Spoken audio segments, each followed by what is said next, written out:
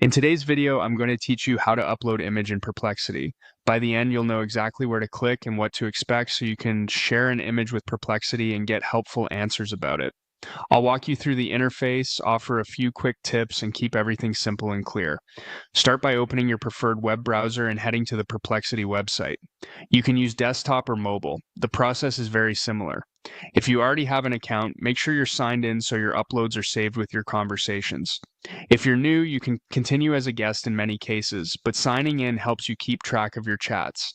Give the page a second to load fully so all the buttons appear. Look toward the message area at the bottom of the screen and find the small plus icon. On desktop, it's usually just to the left or right of the prompt box. On mobile, it may sit inside the toolbar near the input field. Clicking this icon opens extra options for your message. If you don't see it right away, click into the prompt field once, or slightly widen your window until the icon is visible.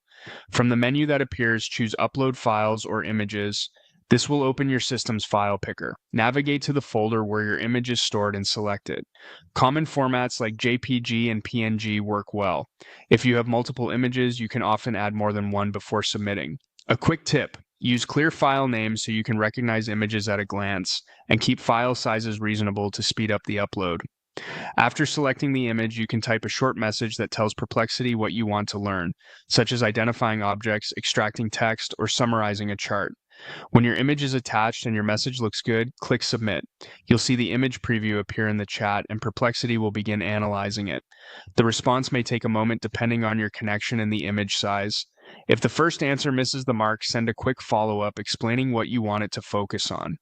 Once the reply arrives, feel free to continue the conversation, ask for clarifications, or request a more detailed breakdown of what's in the image. And that's it. You went to Perplexity, opened the plus menu, selected Upload Files or Images, and clicked Submit. With these steps, you can quickly add visuals to your queries and get richer, more precise answers.